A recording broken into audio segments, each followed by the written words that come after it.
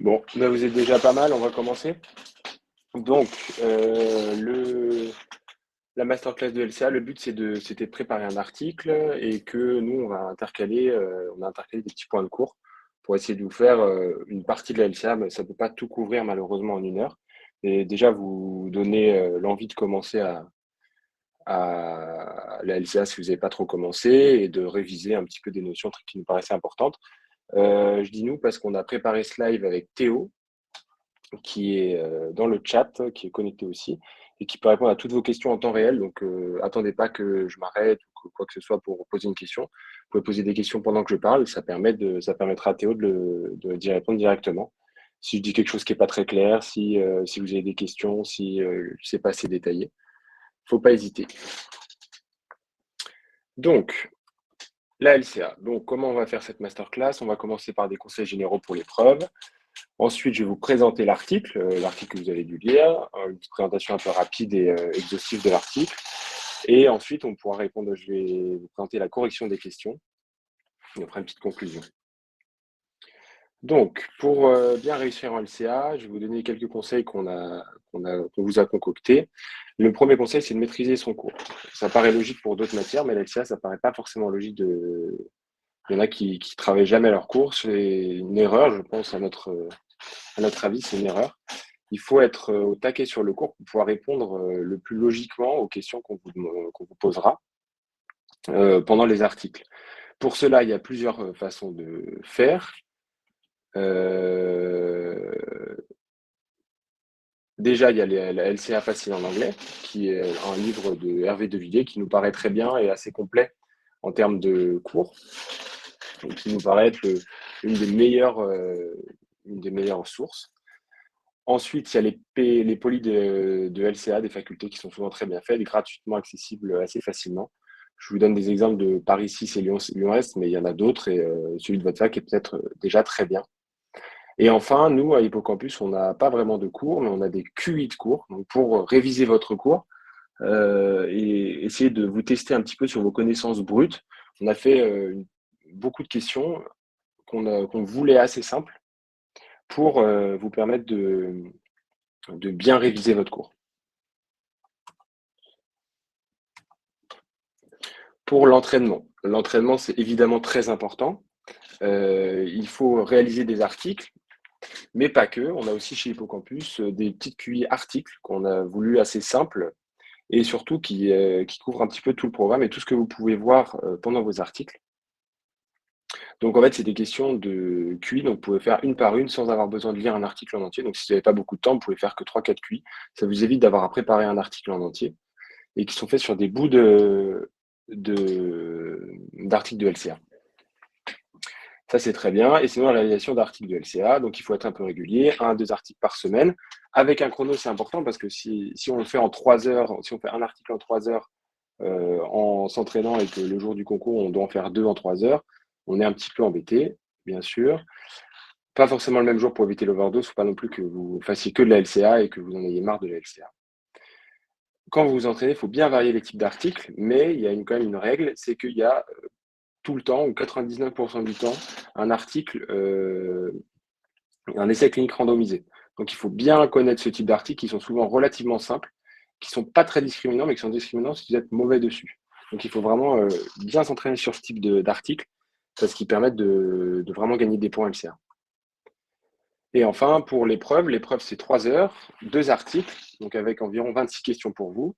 Ça représente environ 15 à 20% de la note totale, peut-être un peu moins, les 15% de la note totale le jour de l'EDN, pardon. Donc c'est vraiment très important d'être bon en LCA.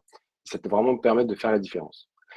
Pour un article, pour nous, en 1h30, il faut pouvoir lire l'article pour nous une première fois en entier. Certains le lisent bout par bout. Nous, on est d'avis de vous dire que le mieux, c'est de lire en entier. Ça permet de vraiment voir les différentes parties de l'article, voir ce que les auteurs veulent nous dire et ne pas oublier des informations. Et quand on est face à une QI, face à une question, d'être vraiment en connaissance de tout l'article, d'avoir une compréhension globale de l'article pour pouvoir répondre à la question. Quand vous faites cette lecture, les éléments importants à retenir, on nous a fait une petite liste, vous pourrez garder la slide après, hein, Quel est l'objectif de l'étude? Donc pourquoi l'étude a été réalisée? Chez qui? Évidemment. Quel est le type d'étude? Il y a quasiment toujours une question sur le type d'étude. C'est très important de savoir, de bien faire la différence entre les différents types d'études.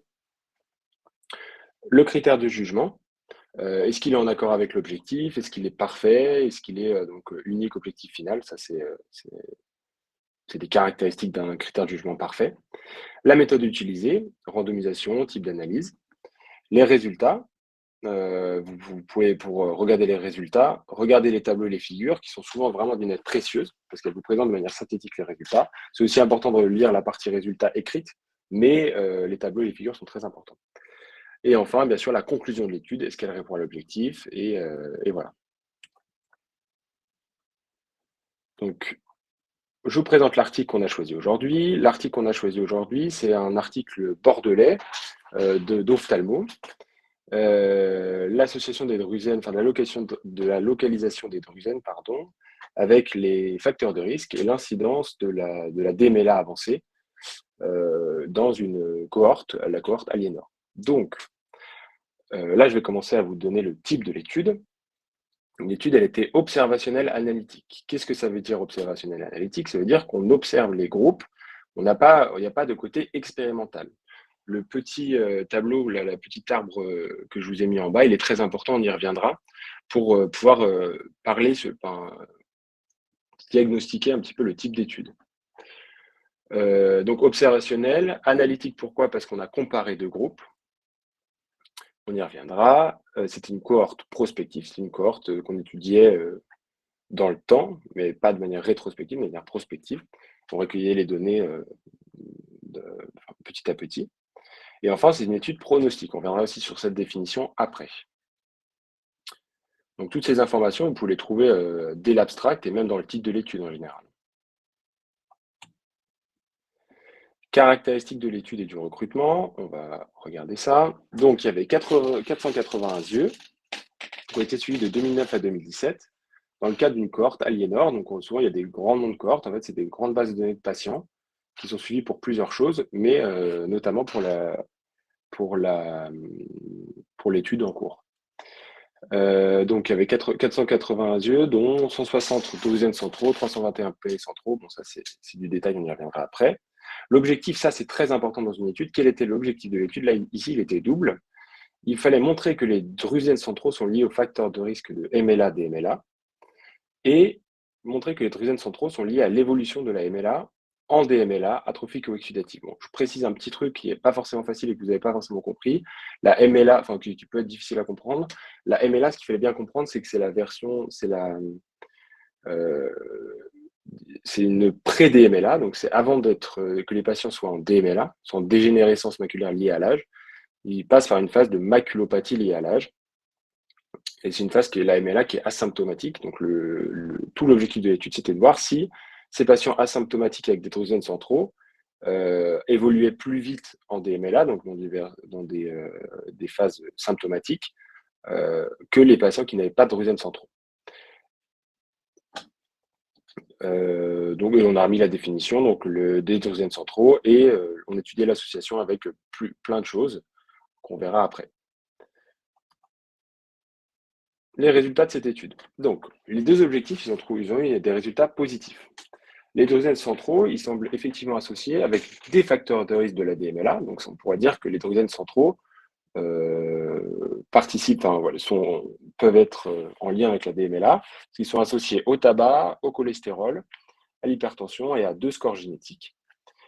Et la présence des drusènes centraux semble bien indiquer un risque augmenté de DMLA avancé, donc de DMLA symptomatique. Ça, c'est très important. Ça veut dire que chez les patients qu'on suit pour des lunettes qui ont des drusènes centraux, donc qui ont une maculopathie liée à l'âge, on peut penser que ceux qui ont des drusènes centraux sont plus à risque d'être symptomatiques de la DMLA plus tard. Je vous ai mis les petits tableaux et les figures, on y reviendra après. Et enfin, la conclusion de l'étude, donc logiquement, les drusènes centraux sont associés aux facteurs de risque de DMLA et à l'évolution en DMLA atrophique ou exudative. On va passer aux questions. On ne va pas corriger toutes les questions, pas les 10 questions parce que ce serait trop long. On va en corriger que 5 ou 6, je ne sais plus, et ça nous permettra, et vous, le reste sera disponible après hein, pour finir la correction. Donc, première question. Quelles sont les raisons qui ont poussé les auteurs à la réalisation de cette étude? Cette question, on ne va pas la corriger parce que toutes les réponses sont dans l'introduction. Là, vous pouvez voir un petit peu la correction, mais on vous la donnera après. C'est pas important de. Enfin, c'est vrai que je vous explicite, tout est dans l'introduction. Quel est l'objectif de l'étude? Celle-là, on va la corriger parce qu'elle est très importante. L'objectif d'une étude, c'est très important de savoir le trouver dans une étude. Il n'est jamais caché, il est toujours. Voilà, mais il faut savoir où le trouver. Donc, ici, il était double. Il fallait étudier la relation entre les facteurs de risque de DMLA déjà connus et étudier la relation vers une évolution symptomatique de la DMLA. Donc, c'était bien la réponse B. Je vous ai mis ici la fin de l'introduction. C'est là où on trouve le plus souvent l'objectif de l'étude. C'est très important de retenir ça. Les auteurs ils disent, bon, dans cette étude, qu'est-ce qu'on va faire? Qu'est-ce qu'on veut faire? On va étudier l'association des drosènes. Bon, je ne vais pas vous répéter une énième fois l'objectif de cette étude, mais ça, c'est la fin, le petit tableau qu'on a mis là, c'est la fin de l'introduction. Le type d'étude, je vous ai dit que c'était très important parce que les auteurs, ils adorent, les auteurs d'articles de LCA, ils adorent vous piéger là-dessus parce que c'est pas forcément facile. Il y a plein de définitions à connaître, mais une fois qu'on les maîtrise un petit peu, les réponses sont assez faciles. Donc, épidémiologique, analytique, descriptive, observationnel et pronostic. Donc, j'ai déjà dit ce que c'était tout à l'heure. On va revenir un petit peu sur les définitions. Épidémiologique. Ça, c'est toujours vrai. Toutes les études qu'on vous présente sont des études épidémiologiques en LCA, tout le temps. Donc, vous pouvez toujours cocher les yeux fermés. Analytique, on compare deux groupes dans cette étude, et c'est donc la définition d'une étude analytique. Étude analytique, ça veut dire qu'on analyse la différence entre deux groupes. Le terme analytique, il est réservé aux études observationnelles, c'est-à-dire aux études qui ne sont pas des essais cliniques randomisés. Ça n'a pas de sens de dire qu'un essai clinique randomisé est une étude analytique. Elle l'est toujours. Un essai clinique ne peut pas ne pas être analytique, donc ça n'a pas de sens. On ne vous posera pas la question, mais voilà, c'est comme ça. Je vois dans le chat une étude thérapeutique et aussi épidémiologique. Oui, effectivement, toutes les études sont épidémiologiques. On parle de, voilà, descriptive, on compare deux groupes, ce qui est la définition d'une étude analytique. Une étude descriptive, par définition, ça décrit juste des choses, ça ne compare pas de groupes. Donc ça, c'était la seule proposition qui était fausse ici. Observationnel, c'est une étude de cohorte prospective, donc c'est bien observationnel. C'est la définition que je vous ai montrée. Et pronostic, c'est une étude qui étudie le rôle pronostic des drosiennes centraux. Donc, c'est bien une étude pronostique. Je vais vous montrer les petites définitions. Donc, ce petit tableau, c'est quelque chose qu'on a fait. On n'a pas révolutionné la science, mais c'est très important de connaître par cœur cette petite image et de savoir l'utiliser, de savoir progresser petit à petit. Donc, on commence, on remarque si c'est une étude observationnelle ou expérimentale. Et ensuite, on descend. Si c'est une étude observationnelle, est-ce que c'est une étude descriptive, donc qu'il n'y a pas d'analyse entre les groupes? Donc, en gros, qu'on étudie l'incidence et la prévalence. Ou est-ce qu'on compare quelque chose? Est-ce qu'on compare des facteurs de risque? Est-ce qu'on se compare l'apparition d'une maladie, par exemple, dans les études de cohorte ou de cas témoins? Et donc, ça devient des études comparatives, analytiques et étiologiques. Les trois termes sont pareils, sont équivalents. Donc, cohorte et cas témoins qui sont souvent analytiques, mais pas tout le temps. Attention, cohorte, parce que, alors, autre chose, je précise ici, si certains se posent la question, cohorte, ça veut vraiment dire groupe de patients que l'on suit dans le temps. Donc, il y a des études de cohorte qui ne sont pas analytiques, et à ce moment-là, il y a des études de cohorte descriptives. Il faut savoir les repérer aussi, donc ce n'est pas parce que c'est une cohorte que c'est une étude analytique, attention. Il y a trois autres notions à bien connaître. La notion d'étude diagnostique, on étudie la capacité diagnostique d'un marqueur ou d'un test. Les études pronostiques, c'est le cas de notre étude, on étudie le caractère pronostique d'un facteur sur l'évolution d'une maladie. Et les études épidémiologiques, c'est ce que je vous ai dit. Toutes les études sont épidémiologiques. Donc là, on était donc dans observationnel, analytique, étude de cohorte. Donc là, on était dans ce cadre nosologique-là. Concernant la cohorte à l'étude, ça c'est une question, tout était présent dans le texte, je ne la corrige pas. Question 5, à propos de la méthode de comparaison pour le critère de jugement principal. Donc,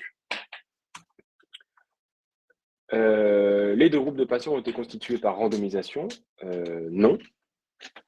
Les deux groupes de patients n'ont pas été constitués par randomisation. Il n'y a pas de randomisation dans une étude de cohorte, c'est réservé aux essais cliniques. Donc là, on avait deux groupes, exposés, non exposés, mais on ne les randomisait pas, enfin, on ne déterminait pas leur groupe au hasard, on déterminait leur groupe en fonction de s'ils avaient ou non des drusènes centraux. Donc j'ai le groupe exposé, qui était le groupe avec des drusènes centraux, et le groupe non exposé, qui était l'autre groupe avec des drusènes périphériques, en tout cas sans drusènes centraux. Le groupe drusènes centraux était constitué de patients avec des drusènes centraux exclusivement. Non, il pouvait avoir des drusènes périphériques, mais il devait en avoir obligatoirement un ou deux centrales. Un patient du groupe périphérique ne présentait aucun drusène central, effectivement. Les patients étaient classés dans un groupe en fonction de l'OCT, la photo du fond d'œil. Non, on pouvait trouver dans le texte que la classification des groupes elle était faite qu'en fonction de la photo du fond d'œil. La DMLA avancée était définie par la présence de néovaisseaux d'une atrophie géographique, c'est la définition donnée par les auteurs. Donc, cette petite question nous amène à un petit point de cours sur les analyses statistiques.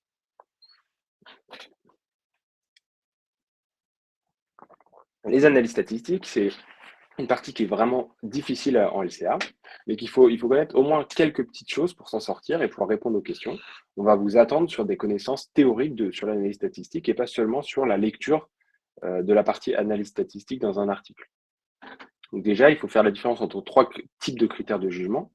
Le type de critère de jugement binaire, sont des variables qualitatives. Le critère de jugement continu, où c'est des variables quantitatives, comme la douleur sur une échelle visuelle analogique, la qualité de vie, de 1 à 100 par exemple. Ou les critères de jugement censurés, ça c'est la mortalité, la survenue d'infarctus, et les critères de jugement censurés, c'est les critères de survie, c'est les critères avec une notion de temps, une notion de délai.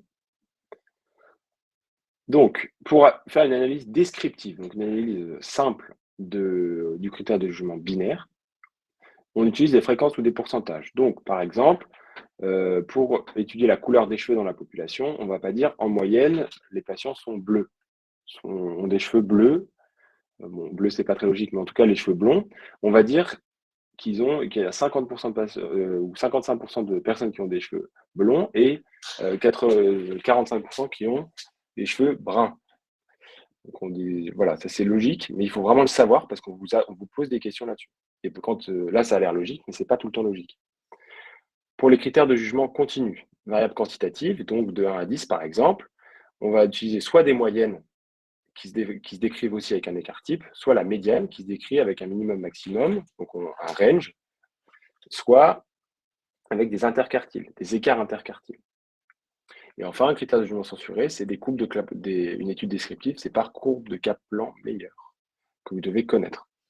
L'analyse univariée ou bivariée, c'est quand on utilise, quand on étudie l'association entre deux valeurs. Pour les critères de jugement binaire, vous pouvez retenir qu'il y a le Ki2 et le Fisher, et, très important, la régression logistique, mais ça on en reparlera juste après.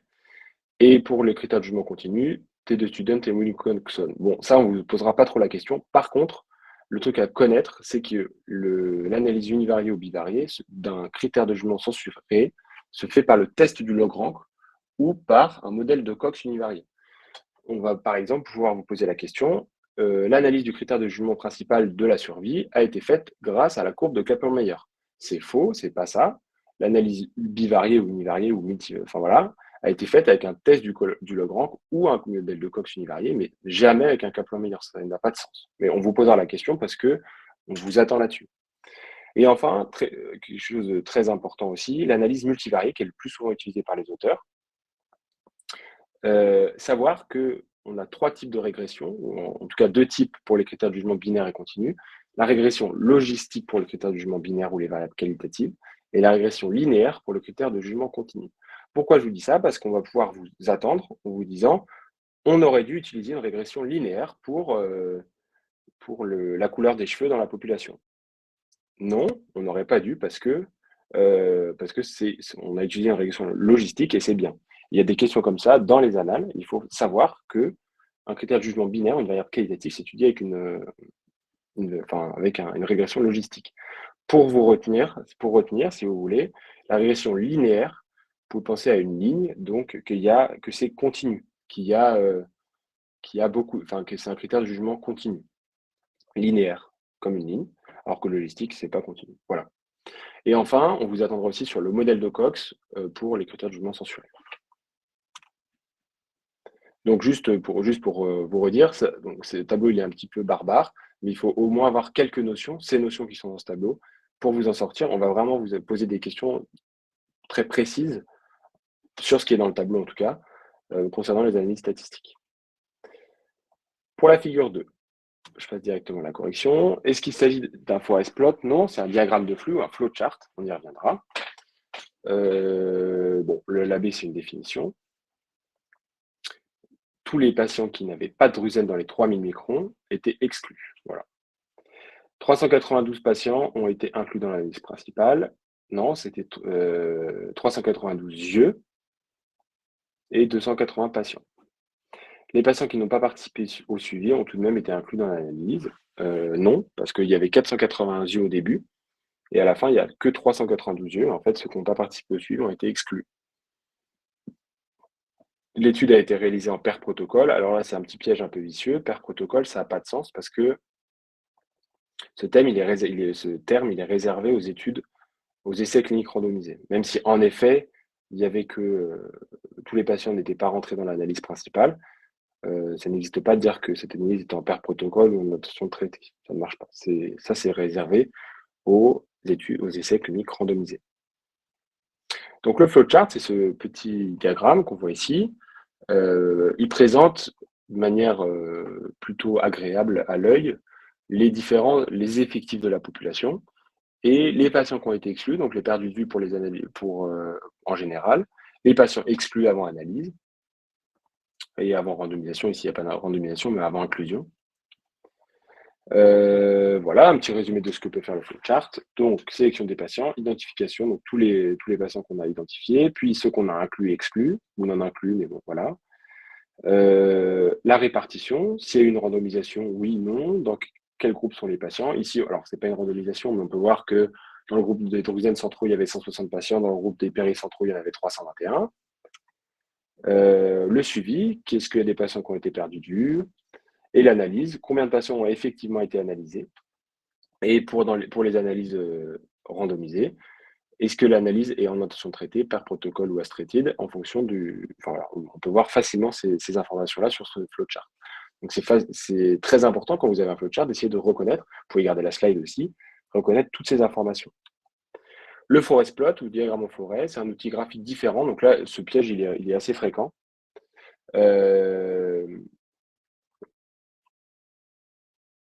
Alors, juste, je viens de voir une question sur le chat et en fait, on a beaucoup de feedback et de choses comme ça qui nous reviennent là-dessus.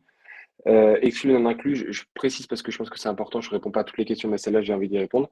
Exclu non inclus, maintenant, c'est pareil. En fait, c'est souvent mélangé par les auteurs de LCA, donc les auteurs des articles qui font un essai clinique, qui mélangent les deux termes. Donc, et les auteurs des articles de LCA, donc les auteurs des annales de LCA, aussi mélangent les deux termes. Donc, ne vous faites pas avoir. Certains, disons, entraînements font des pièges sur non inclus ou exclus, mais en fait, c'est pas une notion que vous devez connaître. Il faut savoir que c'est à peu près pareil, parce que les deux termes sont vraiment tout le temps assimilés et mélangés. Je reviens là au diapo. Le forest plot. Un forest plot, donc c'est un outil graphique. Ça permet, on va le voir dans deux types d'analyses, les méta-analyses et les analyses en sous-groupe. Je vous remets ici, c'est ce type d'analyse. Vous pourrez revoir tranquillement, mais ça permet de voir la taille de l'effet dans différentes études. Par exemple, ici, c'est une méta-analyse. On voit les différentes études, la taille de l'effet dans chaque analyse et l'analyse, la taille de l'effet dans l'effectif final, dans le total, quoi. C'est important de bien maîtriser ce type de schéma aussi. Et le piège est fréquent, comme ici dans la A, entre forest plot et flowchart parce que ça se ressemble. Concernant les caractéristiques de la population. Alors, on va la corriger aussi. Celle-là, l'exposition au tabac est significativement différente entre les groupes. Non, on pourrait penser qu'il y a une association parce que la p-value est très proche du risque alpha, 0,06 pour 0,05, mais ce n'est pas significatif. Donc, on ne peut pas dire que l'exposition est significativement différente entre les groupes. Le mot significatif ne marche pas. Il existe une association négative entre la pression pulsée et la présence de drusènes centraux. Là, c'était un petit peu difficile, mais dans le texte, les auteurs disaient positive association entre les centrales drusènes et la pression pulsée. Mais en fait, il fallait remarquer que ce n'était pas une positive association, mais bien une association négative, parce que plus la pression pulsée est basse, plus on est à risque d'avoir des drusènes centraux dans cet échantillon. Donc, c'est l'inverse. L'association est négative parce que l'association est inversée. C'est un petit piège parce que les auteurs ont parlé de positive association. Il faut être critique sur ce que les auteurs disent aussi. C'est pas une positive association, c'est une association négative. L'étude des différences entre les groupes aurait dû se faire à l'œil et non avec des tests statistiques pour limiter l'inflation du risque alpha. Cette proposition, elle aurait été vraie dans le cas des essais cliniques randomisés. Dans le cas des essais cliniques randomisés, quand on a un tableau 1 comme ça, il ne faut pas qu'on mette la p-value. Enfin, il ne faut pas faire des tests, trop multiplier les tests entre les groupes, parce que on se dit que comme on a randomisé la répartition entre les groupes, les facteurs de risque doivent être répartis de manière aléatoire, et donc, avec la loi des grands nombres, il devrait y avoir autant d'hommes que de femmes, dans chaque groupe, autant d'hommes que de femmes dans chaque groupe. Les patients devraient avoir à peu près le même âge. Les fumeurs devraient être à peu près également répartis.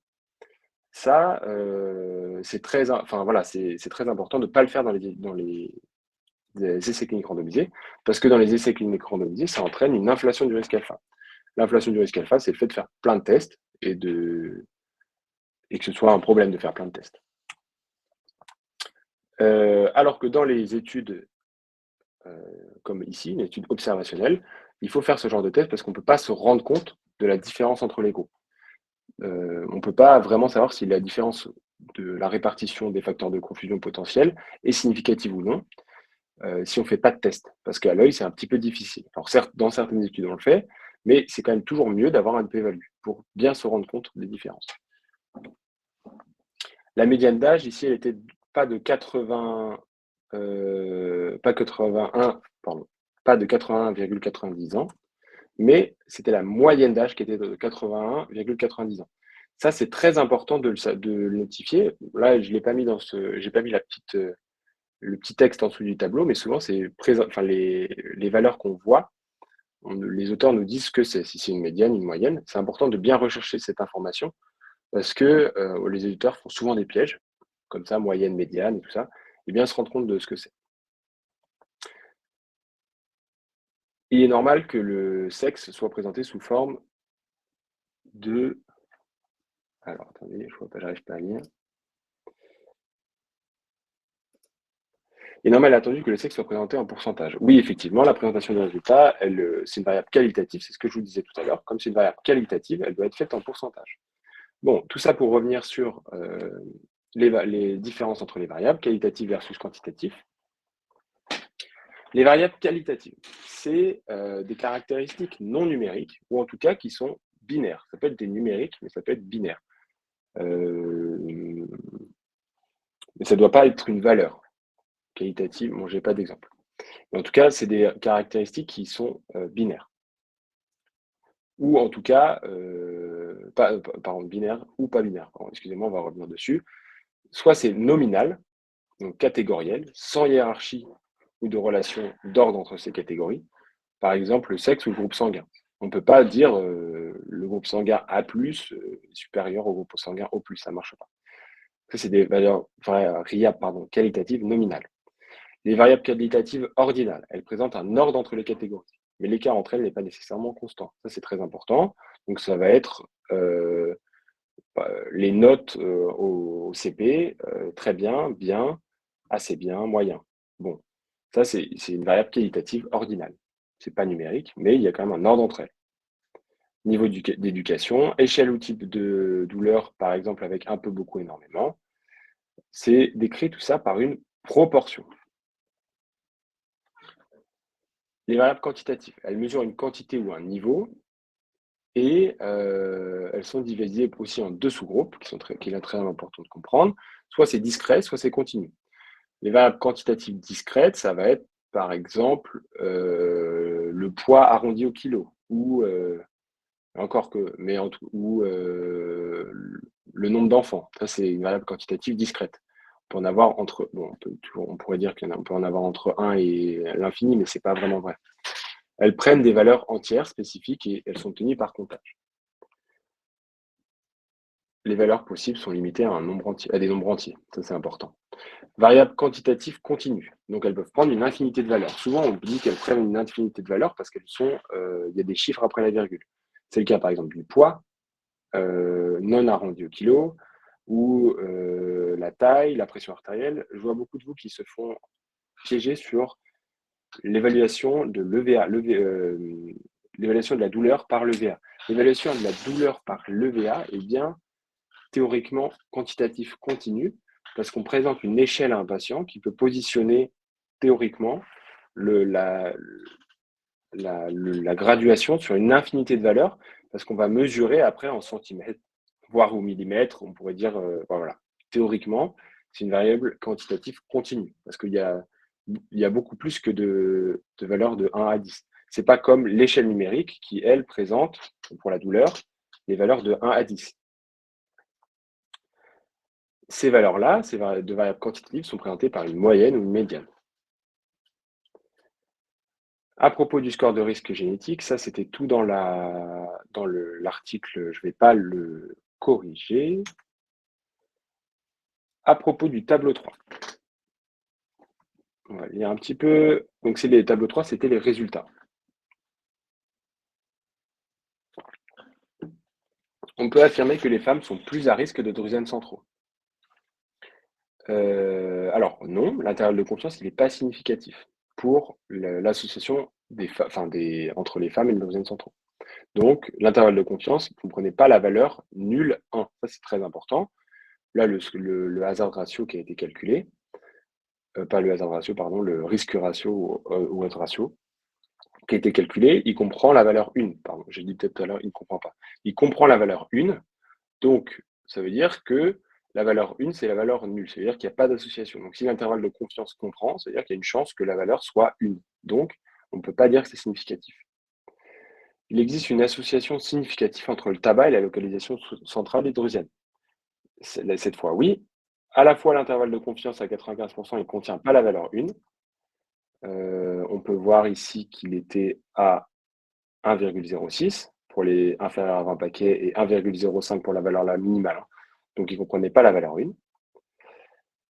Et en plus de ça, la p-value, 0,02, est inférieure à 0,05. Si vous vous posez la question, la p-value varie toujours comme l'intervalle de confiance. Pourquoi? Parce que l'intervalle de confiance, comprend dans son calcul la p-value du test. Donc, il y aura toujours, si l'intervalle de confiance comprend la valeur 1, la p-value ne peut pas être inférieure à 0,05, et l'inverse est vrai aussi. Les deux varient ensemble.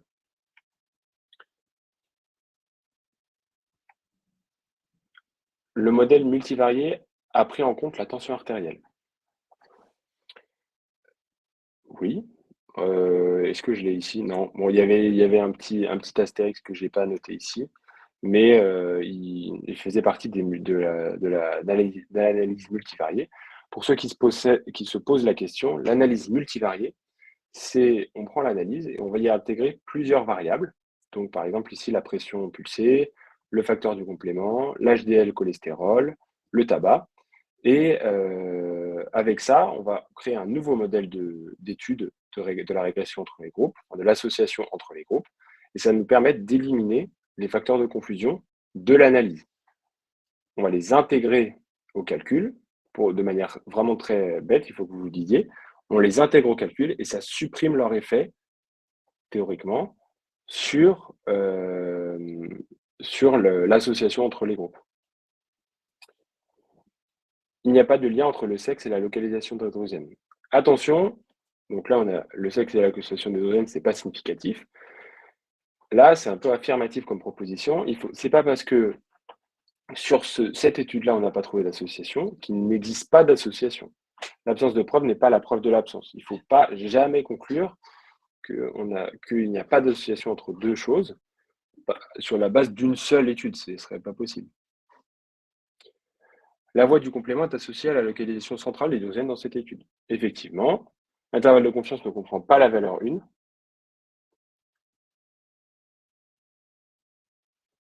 ne comprend pas la valeur 1. On peut donc conclure une association significative dans cet échantillon.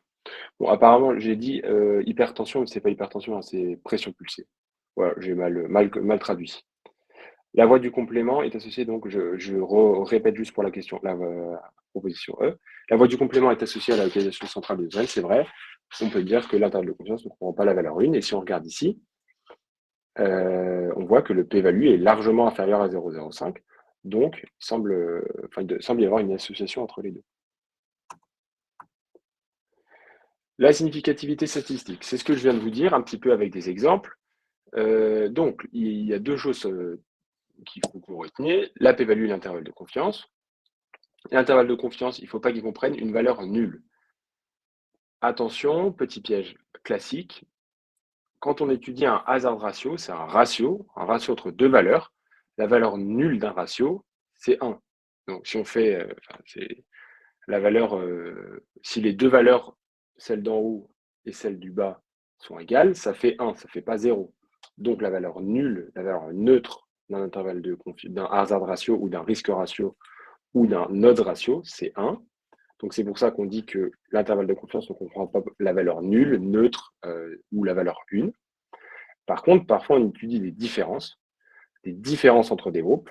Dans le cas d'une différence entre des groupes, là la différence, donc quand on fait 1 moins 1, ça fait 0 et pas 1, donc la valeur nulle, la valeur neutre, c'est 0. Je l'explique un petit peu de manière bête, mais il faut essayer de le retenir parce que c'est des pièges qui sont très classiques et on peut facilement se faire avoir par ça. Aussi, piège important à comprendre, la significativité statistique ne garantit pas la pertinence clinique d'un résultat. C'est pas parce que j'ai montré qu'il y avait une association entre un score de risque génétique et la localisation centrale des drusènes que je vais changer la vie des patients. Ça n'a pas de. On ne montre pas quelque chose par une significativité. C'est pas parce que j'ai réussi à baisser de 10 points de tension tous mes patients avec un nouveau traitement que c'est cliniquement pertinent pour eux. Ça se trouve, ça ne sert à rien. Ils vont juste perdre 10 points de tension, c'est parfait, mais on n'améliore pas leur survie, on n'améliore pas leur facteur de risque cardiovasculaire, donc ce n'est pas cliniquement pertinent. Cliniquement pertinent, c'est-à-dire que c'est important pour le patient. Quand on dit important pour le patient, c'est-à-dire que le patient s'en rend compte, le patient a un vrai bénéfice à avoir ça. Donc, il y a deux notions très importantes à savoir. Quand on valide quand on regarde les résultats d'une étude, de manière critique, il faut dire deux choses. Pourquoi mon résultat peut ne pas être significatif? Pourquoi mon résultat est négatif? Soit il n'y avait vraiment pas de lien ou d'effet. Ça, c'est toujours une possibilité. C'est la possibilité qu'on accepte le plus facilement parce qu'on se dit qu'on a on n'a pas montré d'effet parce qu'il n'y en a pas. Mais ça peut aussi être un manque de puissance, taille d'échantillon trop bas, une présence de biais ou l'erreur de type 2. L'erreur de type 2, c'est un grand mot pour dire que le résultat est non significatif à tort. C'est en fait lié au risque bêta, parce que le risque bêta, c'est le risque de ne pas conclure à une différence qui existe réellement. Donc c'est ça, tout ça c'est lié, l'erreur de type 2, le risque bêta. Voilà. Les causes d'un résultat significatif, à contrario, quand on valide un test, quand on dit on a réussi notre étude, elle est significative, il faut quand même être critique sur ces résultats et dire soit il y avait vraiment un lien qui existe, c'est souvent ce que les auteurs préfèrent comme conclusion, soit il y avait des biais de sélection, confusion, classement, qui favorisent le groupe à l'essai. Donc en favorisant le groupe à l'essai, par exemple, j'inclus plus de patients fumeurs dans le groupe qui ne prend pas mon traitement, bah, logiquement, il va moins mourir.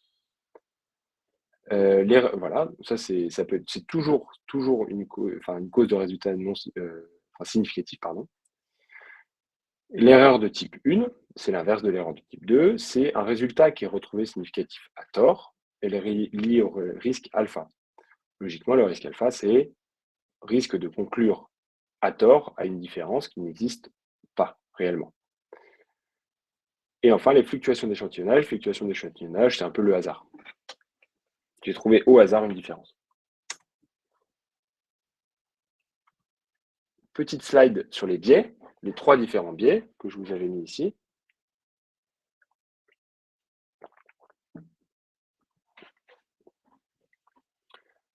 Biais de sélection. Biais de sélection, c'est la définition que vous devez absolument retenir, c'est l'échantillon, donc le groupe de patients à l'étude, n'est pas représentatif de la population cible. Cible, cible, cible. Ça veut dire quoi? Je choisis 50 patients pour étudier leur DMLA, mais en fait, je prends que des patients qui n'ont pas de MLA, n'ont pas de DMLA. Enfin, je vais forcément trouver un résultat pourri. Il y a un gros biais de sélection. Ou alors, je vais choisir que des patients très malades. Ou alors, je vais choisir que des patients. Voilà. Il faut toujours se poser la question, est-ce que l'échantillon qui a été choisi est représentatif de la population cible? Population cible, c'est la population que les auteurs veulent cibler avec leur étude. Comment il peut y avoir un biais de sélection? Soit l'échantillon n'est pas représentatif de la population source. Ça, c'est toujours une possibilité. Quand on crée notre échantillon, on va l'extraire d'une population source. Si on peut, en extrayant notre échantillon, se tromper et avoir un échantillon qui n'est pas représentatif de la population source. J'ai pas d'exemple, mais c'est toujours une possibilité. Soit le problème, c'est pas l'échantillon qu'on a tiré de la population source, mais c'est en fait la population source elle-même qui, elle, n'est pas représentative de la population cible. Et enfin, dernière raison de biais d'attrition, enfin de biais de sélection, pardon, c'est le biais d'attrition, qui est en fait un biais de sélection. Les patients qu'on avait initialement, qui sortent de l'étude, font qu'au final, le groupe est plus représentatif de la population cible. Donc, ce biais, il fait quoi? Il limite la conclusion de notre étude. On ne peut pas extrapoler les résultats à la population qu'on souhaiterait, enfin, à laquelle on souhaiterait extrapoler les résultats. Le biais de classement. En étude épidémiologique, c'est l'erreur de mesure de l'exposition ou de la maladie. Donc, question qui revient souvent aussi, le biais de classement, ça peut être deux choses. Ça peut être soit sur le classement du critère de jugement, donc dire si oui ou non mon patient qui a des drogènes centraux devient DMLA exudatif. Donc, enfin, en tout cas, voilà, où mon patient qui est mort ou non, ça c'est un biais de classement. Mais c'est aussi dans l'étude observationnelle, biais de classement dans la formation des groupes. Au final, mon patient qui avait soi-disant pas de drogènes centraux, en fait, il en avait. Là, c'est un biais de classement et ça biaise toute notre étude, évidemment. Dans les essais cliniques randomisés, c'est que sur le critère de jugement principal parce qu'il ne peut pas y avoir de classement dans la randomisation. Donc voilà, c'est très important d'avoir ces notions-là en tête. Dans les deux cas, par contre, les biais, l'erreur, elle peut être soit différentielle, soit non différentielle. Ça, c'est deux concepts à bien connaître. Biais en général différentiel, c'est un biais qui est différent entre les deux groupes à l'étude. Ça veut dire, j'ai plus de patients fumeurs dans mon groupe de jugement principal, enfin dans mon groupe à l'étude, auquel je mets le traitement, il y a un biais différentiel parce que j'ai plus de fumeurs dans un des groupes. Donc, il y a un des groupes qui va être favorisé ou défavorisé par ça. À l'inverse, un biais non différentiel, c'est un biais qui ne favorise pas un seul des deux groupes. Donc, par exemple, ça va être un biais de sélection sur la population source. C'est un biais où on a choisi une mauvaise population source, le biais il est non différentiel. Le biais de classement non différentiel, ça va être ma machine qui mesure, qui fait la rétinophotographie qu'on fait, elle est un peu cassée et elle ne marche pas bien. Donc, ça fait des biais de classement non différentiels. Biais de confusion non différentielle, c'est j'ai autant de. Je sais pas d'exemple. En tout cas, voilà, très important de savoir la différence entre les deux, différentiel ou non différentiel. Et il faut se poser la question de si un biais est différentiel ou non, parce que ça ne va pas avoir le même impact sur le résultat d'une étude. Un biais de classement différentiel, il va favoriser un groupe par rapport à un autre. Donc, il va donner le résultat plus positif, par exemple, si c'est dans le groupe à l'étude. Par contre, un biais de classement non différentiel, il aura à l'inverse tendance à rapprocher le résultat de zéro. Donc, vous pouvez voir dans les études, towards the null, ça veut dire que notre biais rapproche le résultat d'un truc nul, d'un truc non significatif. Enfin, le biais de confusion. Biais de confusion, c'est quand on est confus, donc c'est quand on mesure l'association, mais qu'en fait, il y a un troisième facteur qui biaise notre étude d'association. Là, on a eu des exemples. Il peut faire un peu tout. Il peut faire apparaître une association qui n'existe pas, en cacher une qui existe réellement. C'est ce que je vous disais. Ça dépend si c'est différentiel ou non. et ça dépend du biais. Souvent, les auteurs, quand il y a un biais, quel qu'il soit, ils le décrivent et en plus de le décrire, ils disent si c'est différentiel ou non différentiel. Donc, rien qu'en lisant la discussion, c'est tout ça, c'est les informations qui sont dans la discussion, vous pouvez vous en sortir sur la notion de biais. Après, parfois, les auteurs, des auteurs de l'épreuve de LCA vous posent des questions sur des biais potentiels ou des biais, et c'est à vous de réfléchir. Mais en ayant ces grandes notions-là que je vous ai exposées dans cette diapo, vous pouvez vous en sortir. Enfin, parmi les propositions suivantes, laquelle est ou sont en faveur d'une bonne causalité dans l'étude? La causalité d'une étude, c'est évidemment crucial. Qu'est-ce que ça veut dire? Je fais une étude sur des facteurs de risque de TMLA. Est-ce que ce que j'ai étudié est vraiment causal? Est-ce que j'ai vraiment montré quelque chose ou pas? Est-ce que j'ai vraiment montré quelque chose qui existe ou pas? Dans les études observationnelles, on n'est jamais sûr de nos résultats. Et pour être plus sûr de nos résultats, on utilise les critères de Bradford-Hill. Il y en a 9. Et ces 9 principes, ils font quoi? Ils nous permettent d'évaluer la crédibilité de nos résultats. C'est des critères bien définis qui permettent de dire si oui ou non notre étude est forte ou pas. Ils évaluent la solidité des preuves.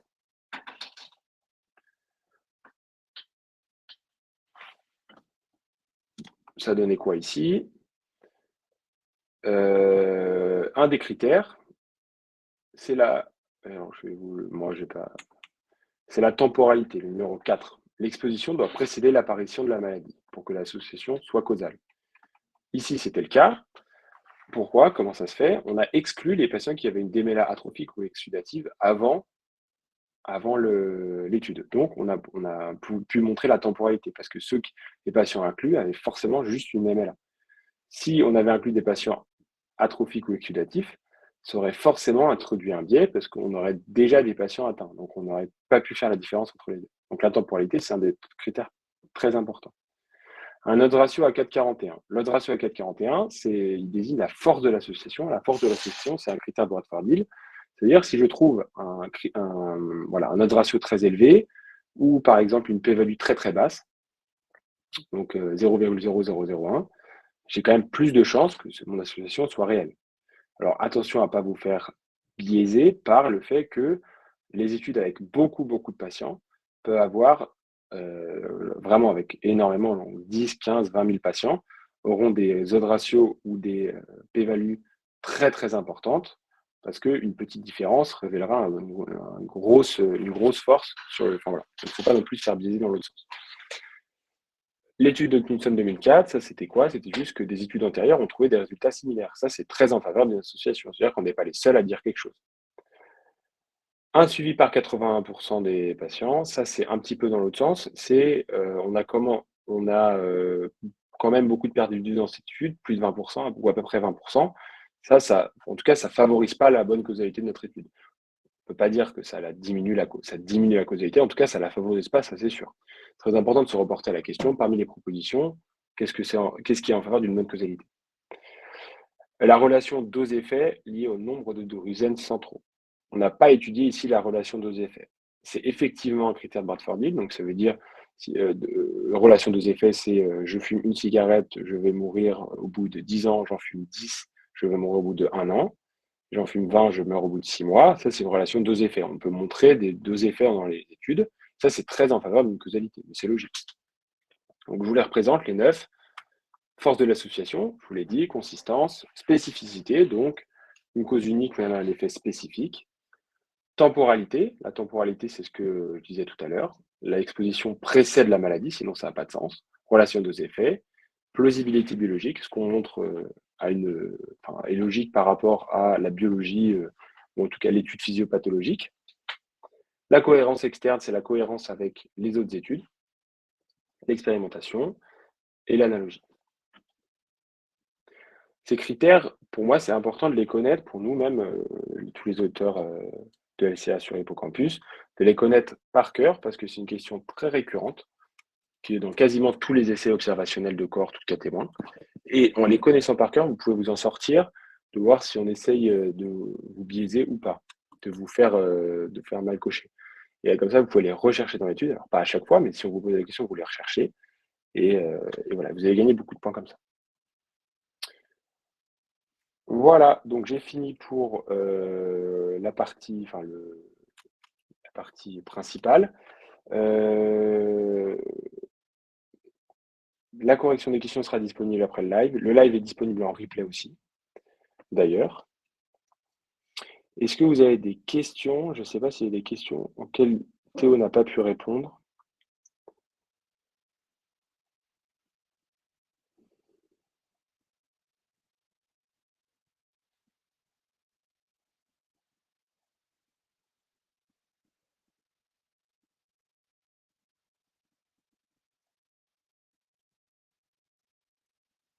Euh,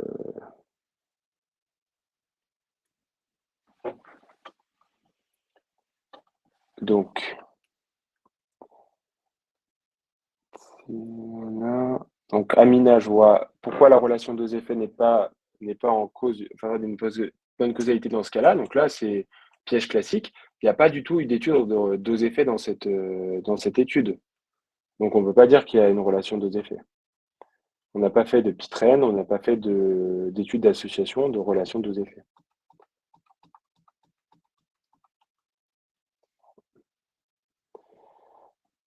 Le biais de suivi performance est-il un biais de mesure? Oui. Biais de suivi, biais de mesure. Si, c'est un biais de mesure. En Théo, il y a beaucoup de questions apparemment.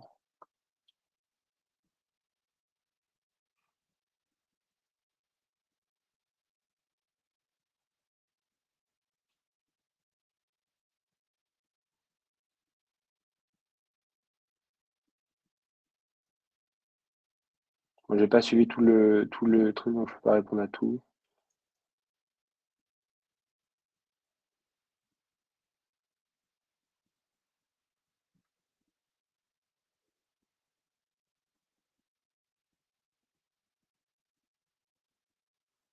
Isaac, apparemment. Ah oui, c'est ça.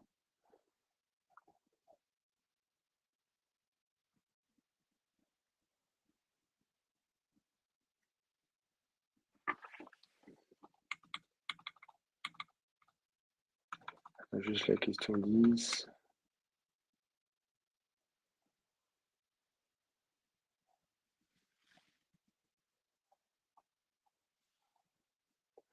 Si tu as raison, hein, chat, si c'est, alors je me rappelle même plus si c'est un hazard ratio, mais je crois bien que c'est un hazard ratio qu'on a calculé.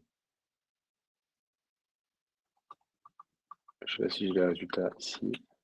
Mais effectivement, si c'est un hazard ratio, c'est un hazard ratio et pas un odds ratio. C'était pas du tout le piège, mais effectivement, c'est une petite erreur. Ouais, Myriam, je vais te répondre, parce que c'est intéressant comme question. Sur le flowchart, comment peut-on voir rapidement et simplement la différence entre ITT et pair protocole?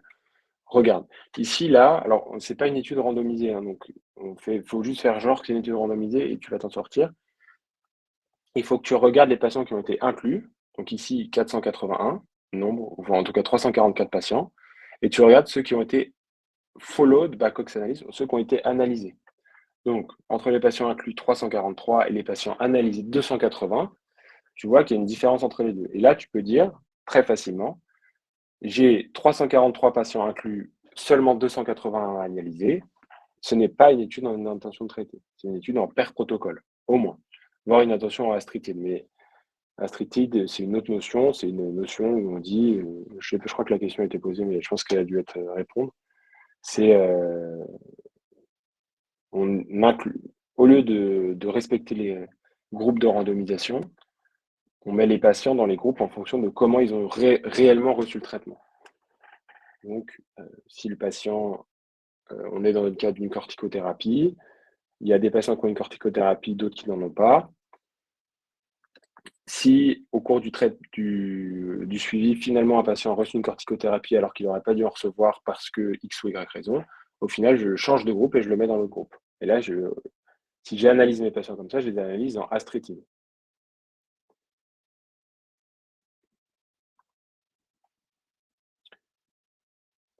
Lorsque les patients qui quittent l'étude par retrait de consentement, est-ce que ça reste en ITT? Eh ben, ça dépend s'ils ont été analysés ou pas.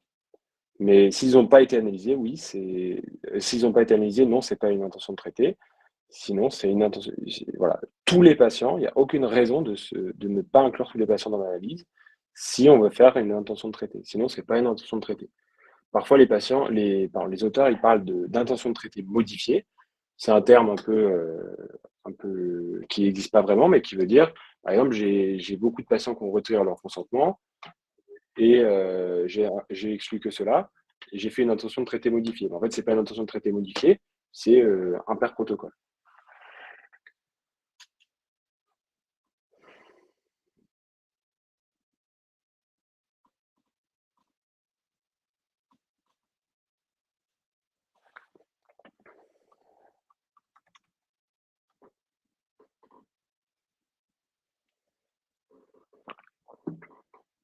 Laura Cauchy, je pense que tu as raison, c'est peut-être une imprécision. Je ne m'en rappelle plus, je suis désolé. Mais effectivement, si tu as raison, si tous les patients n'ont pas été inclus, c'est juste une imprécision de la question.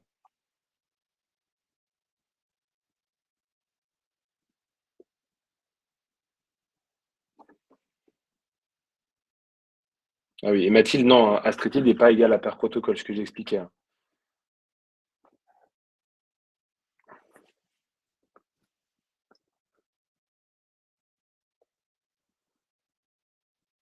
Alors, dernier petit point, Théo me demande de préciser quelque chose. Euh, la différence entre significatif et pourquoi, si on peut conclure dessus ou pas, c'est pas parce que c'est significatif qu'on peut conclure sur quelque chose. Qu'est-ce que ça veut dire? Je, je suis dans un essai clinique randomisé, j'ai un critère de jugement principal significatif et j'ai 10 critères de jugement secondaire significatifs. Je ne peux pas conclure sur les critères de jugement secondaire parce qu'on ne conclut pas. Conclure, ça veut dire, de manière un petit peu simplifiée, c'est les auteurs disent, à la fin de la conclusion, en conclusion, ils disent, nous avons trouvé que les patients avec des dosènes centraux ont un risque augmenté de DMLA atrophique. Ne pas conclure, c'est, par exemple, on ne peut pas conclure sur les critères de jugement secondaire. Et théoriquement, sur les études observationnelles, on ne peut pas vraiment conclure non plus. On peut pas vraiment, enfin, si on peut conclure, en fait, on peut conclure quand même. Non, mais si, non. Retenez surtout pour les essais cliniques randomisés. Les essais cliniques randomisés, on peut conclure que sur le critère de jugement principal et l'analyse de sécurité. C'est logique parce qu'une analyse de sécurité, ça a quand même un gros intérêt dans une étude, hein. Si on fait un traitement si on étudie un traitement, qu'on montre que dans l'analyse de sécurité, il y a beaucoup plus de morts, ce serait pas logique de conclure sur le fait que, je vous prends un exemple bête, mais récemment, dans les OACR, les occlusions de l'artère centrale de la rétine, on a montré que c'était beaucoup plus dangereux pour les patients d'avoir une thrombolyse, même s'ils étaient dans les critères pour avoir une thrombolyse, que de ne rien faire. Parce que on faisait des thrombolyses à ces patients et il y en avait beaucoup qui faisaient des AVC hémorragiques sur la thrombolyse. On aurait pu conclure que effectivement les OACR, les patients récupèrent la vision, on a gagné, mais s'il y a beaucoup plus de patients qui font des AVC hémorragiques derrière, c'est pas très logique de ne pas conclure sur les critères de jugement secondaire, comme critères de sécurité. Montrer que un traitement est, est sécurisé, à peu près sécurisé, ou en tout cas une balance bénéfice-risque acceptable. Voilà, bon, si vous n'avez plus de questions, on va pouvoir s'arrêter là. Vous avez donc le diapo sera disponible. On va modifier en fonction de vos retours, notamment le retour de Laura sur des petites erreurs dans la correction. Comme ça, comme ça fera une belle épreuve. Et l'histoire de l'autre ratio. Et il y aura le replay du live disponible sur YouTube. C'est tout mon niveau des questions.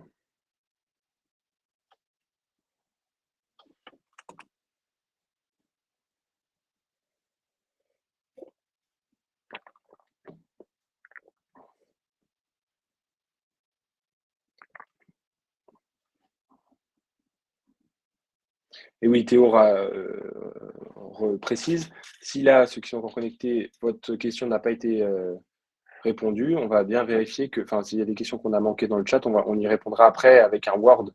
On vous publiera un Word sur Instagram avec toutes les questions du chat, plus celles qui n'ont pas été répondues. Celles où il y avait des petits, je ne sais pas s'il y a eu des petits débats, des choses comme ça, avec des réponses un peu plus construites. Voilà.